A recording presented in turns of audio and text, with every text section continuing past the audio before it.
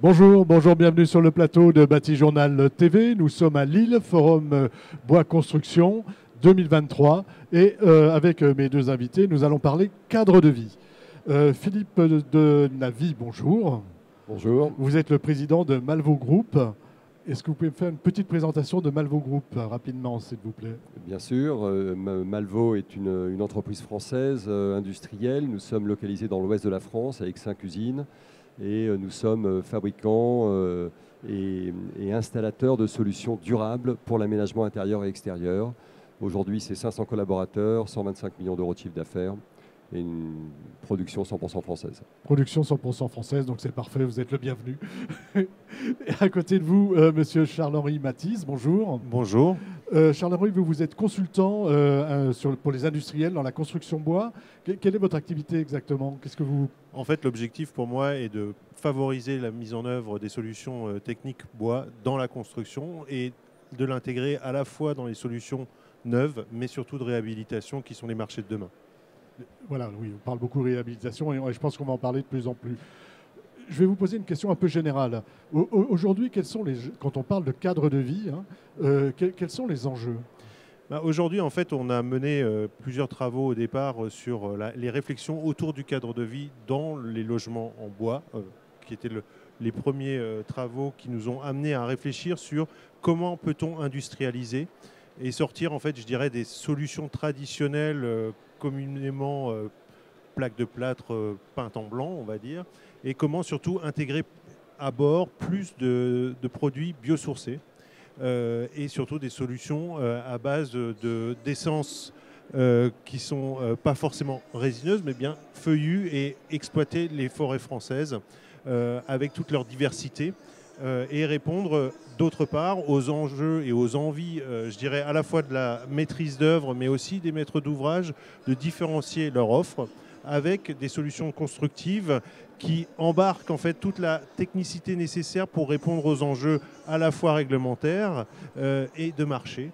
que demandent en fait les constructions du XXIe siècle. Voilà, on a besoin d'aller au-delà du faux plafond et de la plaque de plâtre, que ce soit dans le logement ou dans un ERP ou ailleurs. Exactement, en fait, on connaissait le panneau comme élément décoratif, mais ce qu'on a voulu faire et ce qu'on souhaite faire aujourd'hui, et ça sera l'objet d'ailleurs de l'atelier B3 cet après-midi, c'est de démontrer qu'il existe à travers les panneaux à base de biosourcés des solutions à la fois techniques qui répondent aux enjeux, comme je le disais tout à l'heure, réglementaires, mais aussi aux enjeux esthétiques d'un nouveau cadre de vie qui soit plus confortable et plus en phase avec les attentes de santé aussi et de qualité de l'air dans les bâtiments. Voilà, donc un spectre très large.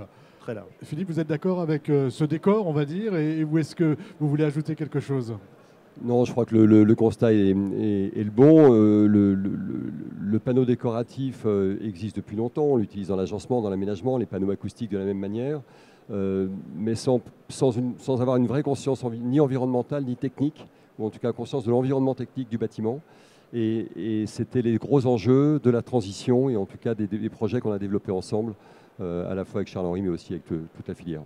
Alors on va parler de ces projets. Charles-Henri, vous vouliez ajouter quelque chose? Il y avait un autre enjeu aussi qui nous paraissait important d'adresser grâce à des solutions sèches comme les panneaux biosourcés, c'était de pouvoir favoriser la préfabrication. Effectivement, aujourd'hui, on est encore dans des solutions qui sont des solutions humides, qui prennent du temps sur chantier. Et en fait, on a un défaut aujourd'hui, c'est la main-d'œuvre, bien souvent, pour mettre en œuvre ces solutions et la qualité de finition. Et aujourd'hui, avec les solutions biosourcées, je dirais qu'on arrive préfabriquées en atelier. On arrive à la fois à intégrer effectivement des contraintes techniques, mais beaucoup plus de préfabrication, les réseaux, enfin tout un tas de fonctionnalités qui aujourd'hui nous permettent de gagner du temps dans les interventions sur chantier et d'être plus efficaces. Voilà, l'idée, c'est d'être plus efficace, de construire à l'abri et d'apporter sur le chantier et d'assembler sur le chantier. Exactement. D'accord. Parlez-moi de ce que vous avez développé et donc de la réponse, on va dire, à ce que vient de nous poser Charles-Henri. Alors l'intérêt du groupe, c'est que nous avons plusieurs métiers, notamment une phase industrielle qui est la base de notre histoire, mais aussi des entreprises d'agencement et des bureaux d'études capables d'accompagner la conception et le développement de nouveaux produits depuis le début du projet jusqu'à la pose et l'installation du projet. Donc la priorité pour nous, ça a été de bien appréhender les nouvelles problématiques de l'environnement de la construction bois, à la fois sur le plan environnemental, mais aussi sur le plan réglementaire, qui sont des choses nouvelles pour nous, puisque les problématiques de feu concernaient peu la décoration d'intérieur. Aujourd'hui, c'est un vrai sujet. Les problématiques d'acoustique, avec des coefficients alpha-sabine qui ont besoin d'être contrôlés et maîtrisés. Et puis surtout, la capacité de répliquer, de dupliquer ces projets, donc de les industrialiser. Voilà. Est-ce que vous pouvez me décrire en fait un panneau que vous allez installer, un panneau industrialisé? Aujourd'hui, on va arriver sur des solutions abouties, un peu par opposition aux sur-mesures qui se faisaient préalablement. On a développé des solutions pour nos clients qui sont des solutions abouties avec des formats standards. On va prendre un exemple de dalle épicéa avec un classement feu Euroclasse B, un alpha-sabine de 0,90, un coefficient A+, pour la qualité de l'air, qui va être fabriqué en série et industrialisé dans nos usines avec des investissements. On a investi un peu plus d'1,5 million sur les 2 dernières années sur ces projets-là pour avoir un produit répétitif et constant. Produit répétitif constant. Moi, en tant qu'architecte, je peux aussi m'en saisir et vous demander un peu de sur-mesure ou comment ça se passe? C'est la crainte toujours du produit industrialisé, c'est-à-dire, d'accord, c'est industrialisé, mais c'est fini ma créativité, on n'en parle plus. Non, la créativité, la limite de la créativité, c'est le prix. C'est la contrainte économique du projet. On est aujourd'hui dans des projets en construction bois. On a vécu l'augmentation très forte des matières premières. Donc il faut arriver à industrialiser nos process pour que économiquement on rentre dans l'enveloppe du bâtiment, en tout cas dans l'enveloppe budgétaire du bâtiment. Et aujourd'hui, effectivement, on sait tout faire. Mais la rationalisation et l'industrialisation nous permet d'arriver à un coût économique qui soit abordable par les constructeurs. Et raisonnable. C'est-à-dire quelque chose que je peux mettre partout à un prix raisonnable. Mais rassurer les architectes, place à la créativité. C'est vous qui allez les rassurer. Non, mais place à l'imagination, oui, place à la créativité. La contrainte, c'est celle du budget de leurs clients. Après, nous, on s'adapte. On parlait par exemple de nouvelles contraintes par rapport à la construction bois et biosourcé, contraintes liées par exemple à l'incendie. Comment vous intégrez dans vos produits et les systèmes que vous proposez cette contrainte-là? Elle est dorénavant inscrite dès la base du projet, c'est-à-dire que le projet qu'on va concevoir doit être capable de passer les tests feu, donc il y a une grosse phase de développement. On a sur ces produits un assemblage de matériaux, puisque la face de bois n'est qu'une face apparente, mais derrière il y a un complexe qui vient absorber et piéger le bruit, piéger le son, dans la problématique de l'acoustique. Donc le sujet est complexe, il faut associer les matériaux, faire des développements, ce qu'on a fait avec le FCBA. C'est un peu plus de 2 années de développement et de projet, et aujourd'hui des certifications et des classements feu. Beaucoup d'intelligence derrière en fait, hein, cachée. Beaucoup de développement qui ne se voit pas. Quand on regarde un panneau, il ressemble à un petit panneau décoratif qu'on trouvait précédemment chez un menuisier agenceur, mais on est sur un vrai produit, une vraie solution technique industrielle. Jean-Henri, sur ces questions d'intégration des problématiques, que ce soit l'incendie, l'acoustique ou la santé avec la qualité de l'air intérieur. Effectivement, aujourd'hui, je dirais que pour bon nombre de concepteurs, la limite en fait de toutes les solutions innovantes qu'on pourrait présenter, je dirais, c'est effectivement leur certification et leur employabilité, je dirais, off the shelf. L'idée, c'est vraiment de se dire que, et c'est ce que je trouve intéressant dans la proposition de Malvaux aujourd'hui, c'est qu'ils sont allés au bout de la démarche et effectivement, il n'y a plus de frein. Parce que quand vous êtes obligé de faire un avis technique, quand vous êtes obligé de faire une enquête de technique nouvelle sur un chantier spécifique avec un produit en cours de développement, je dirais que c'est des mois qui sont potentiellement perdus sur la phase chantier. Et aussi beaucoup de tracas finalement pour l'ensemble des équipes pour arriver à mener à bien finalement qu'une petite phase du projet. Et en fait, je pense que la démarche qui consiste à dire qu'on rentre sur des solutions industrialisées qui vont permettre justement de favoriser la conception, d'aller vite, à la fois dans la phase de contrôle aussi du chantier. C'est des éléments qui sont fondamentaux pour être en cohésion, je dirais, avec l'autre pendant, je dirais, de la construction bois aujourd'hui. C'est-à-dire qu'on dit, bon, une construction sèche, préfabriquée, on gagne en temps de mise en œuvre. Mais si c'est pour perdre une partie de ce temps dans la phase de seconde œuvre, je dirais qu'on vient trahir un peu les qualités du produit, de la structure initiale. Il faut aller jusqu'au bout. Voilà, il faut aller au bout. Oui, vous vouliez ajouter quelque chose? Non, simplement qu'effectivement, la mise en œuvre de ces produits doit être simplifiée, elle doit être accessible à tous. Aujourd'hui, on passe, nous, au sein du groupe, avec une solution interne qui permet d'accompagner le projet de A à Z pour bien le coordonner et justement, par la préfabrication, accompagner nos équipes, avoir le retour d'expérience. Demain, on est en mesure, et on sera, mais on l'est déjà, en mesure de donner ce savoir-faire et cette expertise à des poseurs, à des agenceurs qui vont être en capacité d'aller poser des produits préfabriqués en usine tels qu'on les fait aujourd'hui.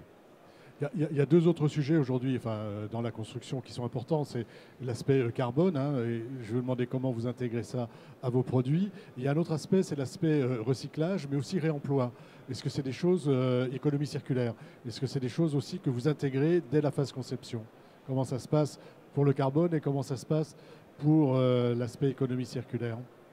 Alors, pour le carbone, l'intérêt, c'est qu'on est sur une solution biosourcée, puisqu'on est sur des panneaux à base de bois. Donc, on a éliminé toutes les solutions à base de strates, à base d'habillage, de mélamine, et on a réduit au minimum les mélanges collants. Donc, on est dans un produit en circuit court.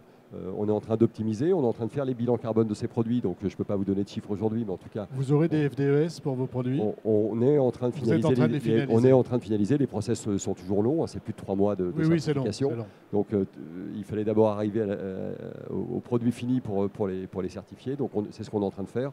Donc les FDES sont en train de sortir, elles existent sur les produits bruts, mais elles n'existaient pas sur les produits transformés, donc on va accompagner nos produits avec des FDES sur les complexes. Et puis pour la phase de réemploi, aujourd'hui nos produits sont totalement réemployables puisqu'en fait on peut faire de la remise à format sur les produits qui sont installés aujourd'hui. Donc il peut y avoir du réemploi sur ces produits. Ça faisait partie de la réversibilité qu'on nous demandait dans les projets. Aujourd'hui tous nos produits sont réversibles, ils sont montables, démontables. Voilà, montables, démontables, on peut les réutiliser ailleurs. Exactement. Et éventuellement les refaire, on va dire, les réassembler. Enfin, je cherche le mot, mais je l'ai perdu. On pourrait les retravailler à la surface du panneau, voilà, changer la finition, on peut les remettre au format. En tout cas, il y a un réemploi total de nos dalles acoustiques. C'est clair qu'aujourd'hui, l'enjeu, effectivement, aussi du cadre de vie à base de matériaux biosourcés et de panneaux en particulier, c'est vraiment la réversibilité. C'est-à-dire qu'on est sur des solutions où, quand on décide de déplacer une cloison, on va parler d'une cloison, parce que c'est un exemple qu'on a souvent en tête, on a besoin de faire évoluer le logement.